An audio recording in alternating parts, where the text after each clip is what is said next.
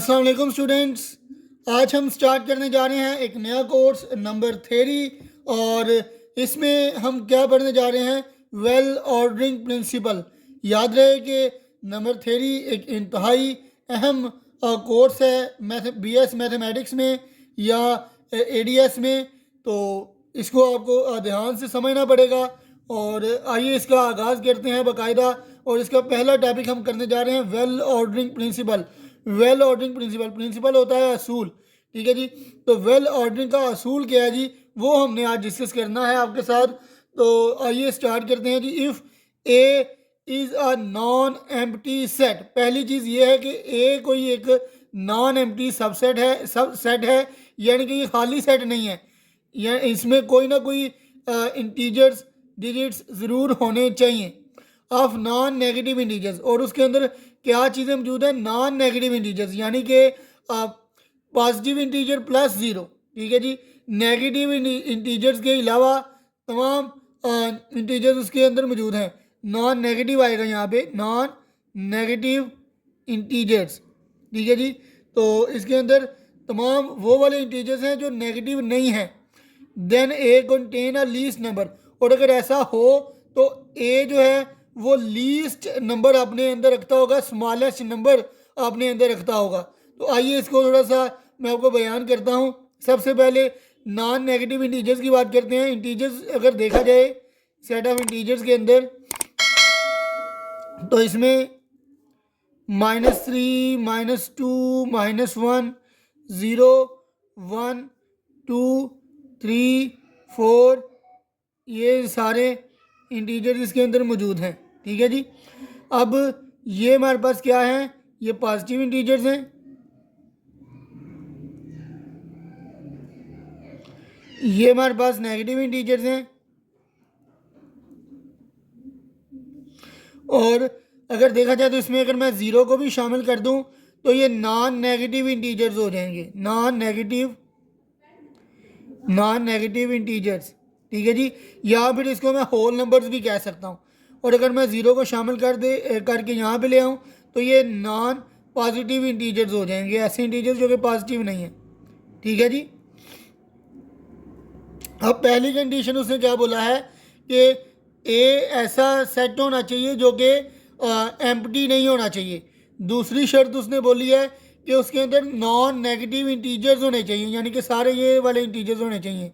तो उसके बाद अगर ऐसा हो तो उस सेट के अंदर क्या होगा, एक लीस्ट नंबर मौजूद होगा, एक लीस्ट मेंबर मौजूद होगा, स्मॉलेस्ट नंबर मौजूद होगा। फर्ज करें कि ए में एक सेट लेता हूँ 2, 3, 5, 7, 1, 10, तो इसके अंदर हमारे पास लीस्ट एलिमेंट कौन सा है, 1। 1 is the least element here, 1 is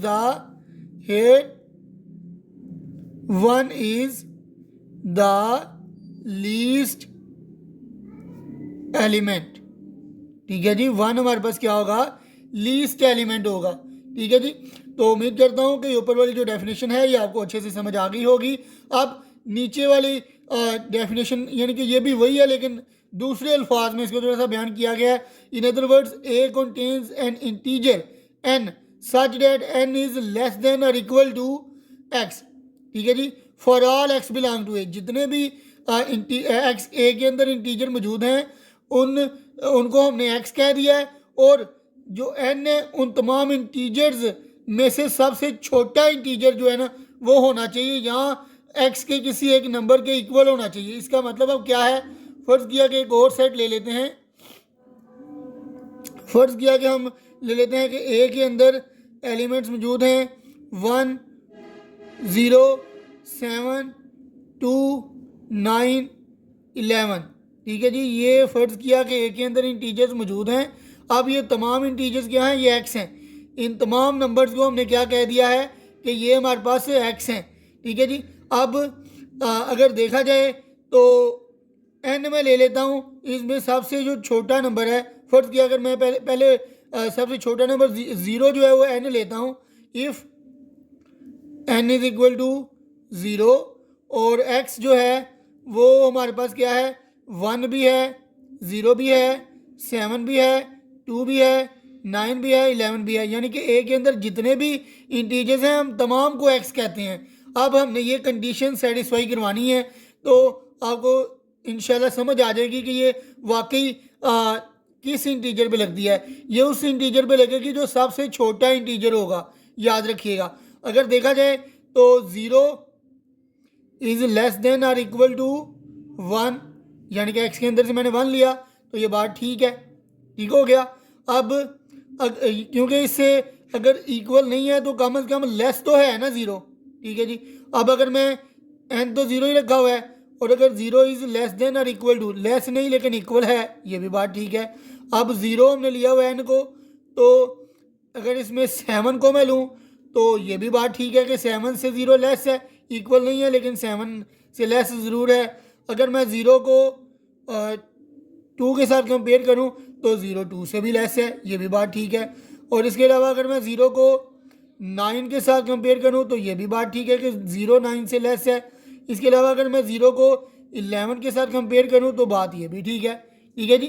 तो इसका मतलब कि जो 0 होगा, सॉरी, जो लीस्ट एलिमेंट होगा सेट के अंदर, उसको अगर आप एन लेंगे तो सारी कंडीशंस जो हैं वो सेटिस्फाई हो जाएंगी। अगर मैं 0 के अलावा कोई भी नंबर लेके देखता हूँ, अगर फर्ज किया मैं 1 एन इज इक्वल टू 1 लेके चेक कर लेता हूँ, if n is equal to 1, और एक्स जो है वो तो सारे का सारा ही है, 1 0 7 2 9 और 11, ठीक है। तो इसके लिए मैं चेक करके देख लेता हूँ। तो n इज लेस देन और इक्वल टू 1, ये बात तो ठीक है, अगर लेस नहीं लेकिन इक्वल तो है। अब अगर मैं 1 को चेक करूँ 0 के साथ कंपेयर करके, तो 0 तो ग्रेटर नहीं है 1 से, और ना ही ये दोनों इक्वल हैं, तो एक भी कंडीशन सेटिस्फाई नहीं हुई। तो इसका मतलब कि ये बात ठीक नहीं है, क्योंकि हमने बोला कि for all x belong to A, ये सेटिस्फाई होनी चाहिए हर एक एक्स के लिए, हर एक इंटीजर जो कि ए में मौजूद है उसके लिए ये सेटिस्फाई होना चाहिए। तो एक के लिए भी अगर नहीं हुआ तो इसका मतलब क्या होगा कि हमारे पास ये कंडीशन सेटिस्फाई नहीं हुई, ये डेफिनेशन एप्लीकेबल नहीं हुई। इसके अलावा अगर मैं यहाँ पे n 7 रखता हूँ तो 7 जो है वो 1 से लेस नहीं है। इसी तरह कोई भी नंबर रखूँगा तो कोई ना कोई एक कंडीशन जो है वो सेटिस्फाई नहीं होगी किसी एक एक्स के लिए। तो इसका मतलब कि हमारे पास n क्या होगा, दूसरी डेफिनेशन के लिहाज से भी n हमारे पास जो है वो ऐसा इंटीजर होगा जो तमाम एक्स जो ए के अंदर मौजूद हैं उन एक्स में से जो सबसे छोटा नंबर होगा ना, वो एन हमारे पास होगा। तो वेल ऑर्डरिंग प्रिंसिपल से हमें क्या समझ में आया, क्या सबक मिला कि वेल ऑर्डरिंग प्रिंसिपल वो हमारे पास प्रिंसिपल है जिसमें एक ए नॉन एम्प्टी सेट होना चाहिए, उसके अंदर नॉन नेगेटिव इंटीजर्स होने चाहिए, और उसके अंदर फिर एक ऐसा एलिमेंट होना चाहिए जो सबसे छोटा हो, स्मॉलेस्ट हो, लीस्ट हो। तो फिर हम कहेंगे कि ये हमारे पास वेल ऑर्डरिंग प्रिंसिपल जो है ये सेटिस्फाई हो रहा है, होल्ड जो है वो कर रहा है। अब हम एक अहम जो लॉ है आर्शिमिडियन प्रॉपर्टी कह लें या आर्शिमिडियन लॉ कह लें, उसको हम प्रूव करने की कोशिश करेंगे, ठीक है जी। तो आइए अब स्टार्ट करते हैं आर्शिमिडियन लॉ को सेटिस्फाई करने की हम कोशिश करते हैं। जी हाँ, तो इसका प्रूफ हमारे पास क्या है, आर्शिमिडियन हमारे पास ये प्रिंसिपल है।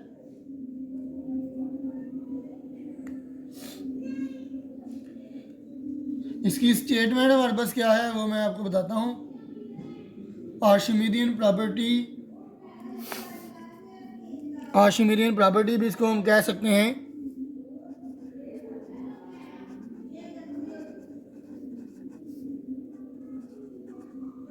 आर्किमिडियन प्रॉपर्टी भी कहते हैं इसको।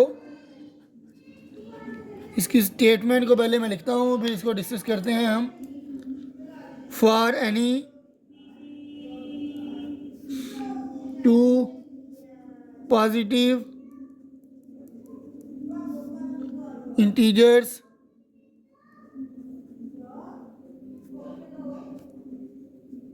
A and B, there exists an integer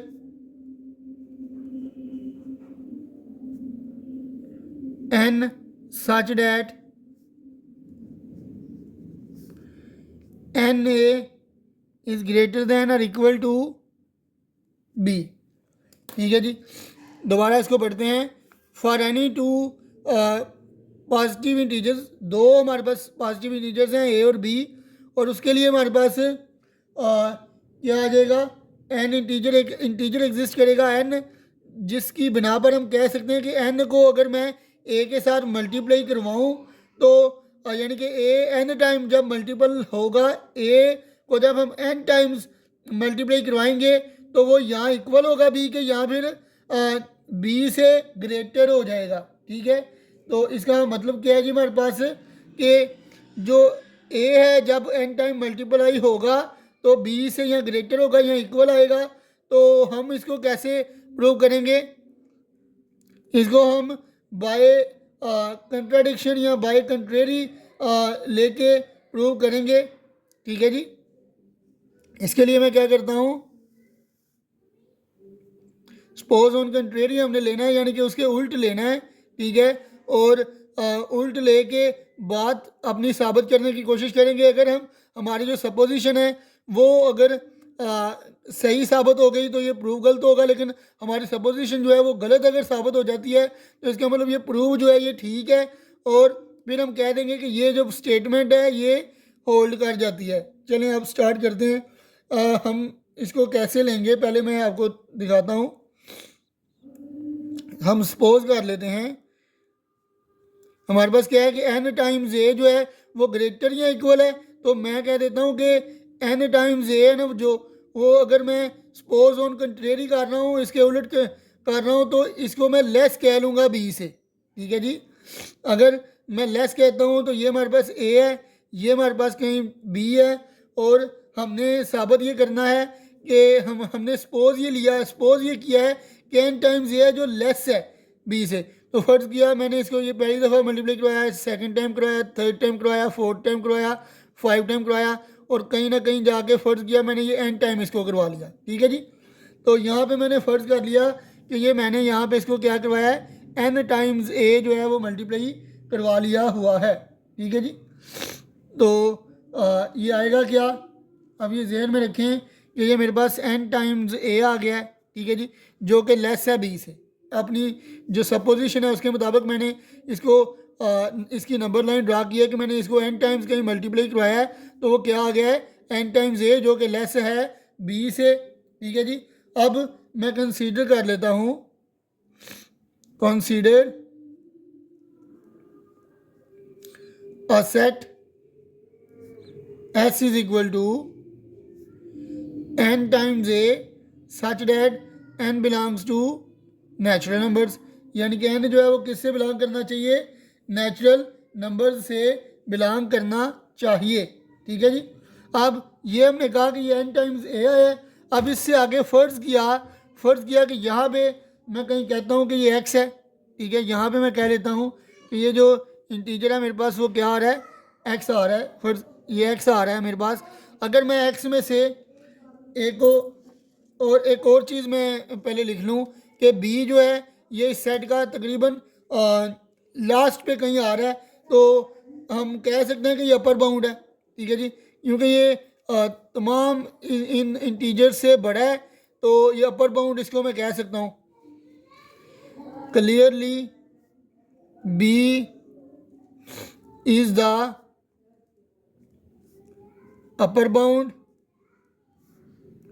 of n ए।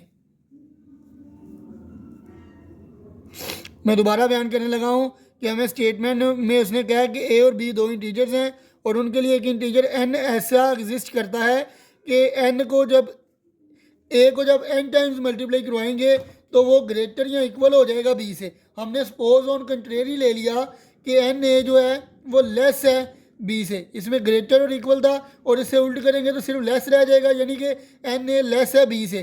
तो मैंने इसको ए को एन टाइम मल्टीप्लाई करवाया तो मेरे पास एन ए आ गया जो कि हमारे पास बी से लेस है। ठीक है, और एस को मैंने डिफाइन कर दिया ये ऐसा सेट है जिसमें एन टाइम्स ए मल्टीप्लाई हो रहा है, और एन कहाँ से बिलोंग करता है, नेचुरल नंबर से बिलोंग करता है। ठीक है, यानी कि पॉजिटिव इंटीजर से बिलोंग करता है। उसके अलावा बी जो है इस सेट में, अगर मैं इसको सेट एक बनाऊँ तो मेरे पास जो बी है ये तमाम इंटीजर्स से बड़ा आ रहा है, तो इसको मैं अपर बाउंड कह सकता हूँ। इससे आगे भी जितने एलिमेंट्स होंगे वो क्या होंगे, मेरे पास अपर बाउंड्स ही होंगे, ठीक है जी। लेकिन अगर देखा जाए तो यहाँ पे जो आ रहा है एन ए से, अगर मैं ऊपर की बात करूँ तो एक्स ए का एलिमेंट आ रहा है, तो एक्स जो है वो बी से छोटा है लेकिन एन ए से बड़ा है। अगर मैं इस सेट की बात करूँ एन ए से लेके बी तक, तो इसमें हमारे पास एक्स जो है वो बी से छोटा है लेकिन एन ए से बड़ा है। तो मैं कह सकता हूँ अगर मैं अपर बाउंड एक्स को भी कहूँ तो ये ऐसा अपर बाउंड होगा जो आगे वाले तमाम अपर बाउंड से छोटा होगा। तो इसका मतलब एक्स जो है वो लीस्ट अपर बाउंड होगा। क्लियरली यहाँ लिख लेंगे x is the least upper bound of n a. X is the least upper bound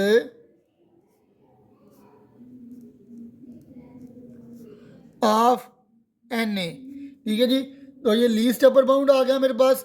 अब अगर मैं क्या करूं कि एक्स में से एक दफ़ा ए को अगर मैं माइनस करवा लूं, तो यहाँ से अगर मैं एक दफ़ा माइनस करवाऊंगा तो मैं यहाँ पे कहीं ना कहीं आ जाऊंगा, ठीक है जी। यहाँ पे फर्ज किया मैं आ गया, एक्स माइनस ए आ गया यहाँ पे, ठीक है जी। और अगर एक्स माइनस ए यहाँ पे आ गया तो मेरे पास याद रखें कि इसके आगे कोई एक नंबर आएगा। फ़र्ज़ किया कि यहाँ पे कोई एक नंबर आ जाएगा जो कि क्या होगा, एम ए के इक्वल होगा, ठीक है जी। ये मेरे पास था एन ए, और ये जो बीच वाली लाइन आई है ये फ़र्ज़ किया कि एम ए के इक्वल हो जाती है, ठीक है। मैं इसको मज़ीद आपको क्लियर करके बना के दिखा देता हूँ, ठीक है। ये मैं यहाँ पे आपको बना के दिखाता हूँ थोड़ा सा बड़ा और थोड़ा सा क्लियर अंदाज में। फ़र्ज़ किया कि ये ए है और इसको मैं एन टाइम मल्टीप्लाई करवा लूँ, second time, third time, fourth time, fifth, six, और कहीं ना कहीं जाके मैं एन टाइम तक पहुँच गया, ठीक है जी। और मैंने कहा कि ये जो मेरे पास आया है ये एन ए आया है, ठीक है जी। और यहाँ पे कहीं ना कहीं मेरे पास एक्स आया है, ठीक है जी। और अगर मैंने एक्स में से ए को माइनस करवाया तो मैं कहीं ना कहीं यहाँ पे आ गया, ठीक है, एक्स माइनस ए, ठीक है जी। अब इसके कहीं दरमियान में ना अगर मैं देखूँ तो एक नंबर अगर पीछे जाऊँ यहाँ पे, तो मेरे पास फ़र्ज़ किया यहाँ पे कहीं आगे तो ये आ जाता है एम ए, ठीक है जी। ये जो चीज़ है ये एम ए आ जाती है, ठीक है। तो इसी चीज़ को मैंने कहा कि हमारे पास एक्स में से जब मैंने एक दफ़ा ए माइनस करवाया है तो क्या आ गया, एक्स माइनस ए, और इससे कुछ बाद में हमारे पास एम ए आ रहा है, ठीक है जी। तो जाहिर सी बात है एक्स माइनस ए जो है ये छोटा होगा एम ए से, क्योंकि इसके बाद एम ए आ रहा है, ठीक है। तो फ़र्ज़ कर लिया। अब एक बात तो पहले आपको पता थी कि एक्स जो है वो ग्रेटर था एन ए से, ठीक है। एन ए जो है वो लेस था एक्स से, ये बात भी क्लियर है। अब देखें ना, एन ए हमारे पास इधर आ रहा है, ठीक है, यहाँ पे, और एक्स आगे आ रहा है, तो एन ए लेस है ना एक्स से, ठीक है जी। तो इसका मतलब क्या है कि जो एक्स माइनस ए है वो पहले आ रहा है।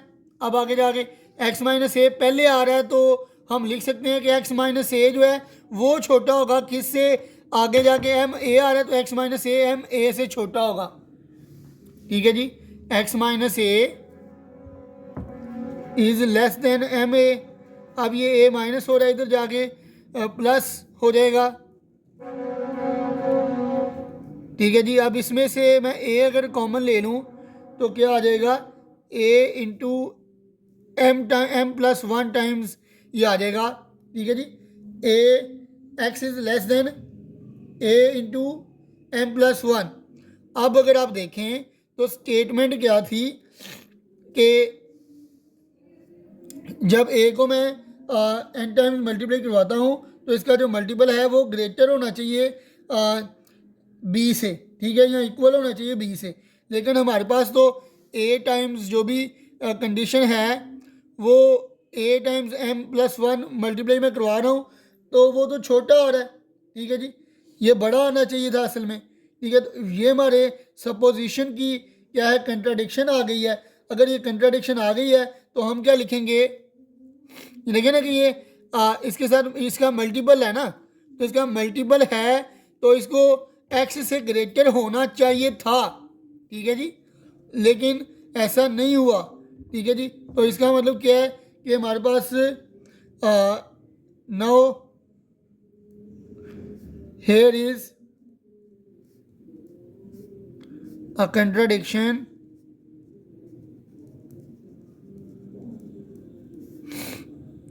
because of the multiple of A can be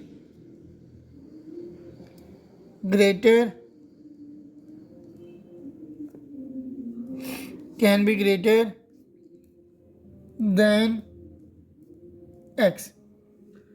So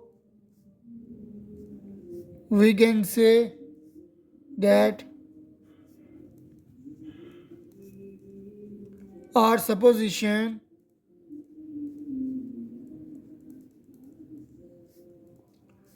is wrong and na is greater than or equal to b. ठीक है जी, ठीक है। तो ये हमारे पास स्टेटमेंट थी, ठीक है जी, कि हमारे पास एक्स का ए का जो मल्टीपल है वो एक्स से लेस आ रहा है, लेकिन होना क्या चाहिए था कि इसको ग्रेटर हो जाना चाहिए था, लेकिन ऐसा पॉसिबल नहीं हुआ, जिसकी वजह से ये हमारी जो सपोजिशन है वो रॉन्ग हमने कह दिया। ऐसा क्यों है कि देखें कि एक्स जो है वो तो बाद में आ रहा है ना, ठीक है, तो इसको ग्रेटर होना चाहिए था ना, ठीक है, लेकिन ए के मल्टीपल से ये लेस हो गया।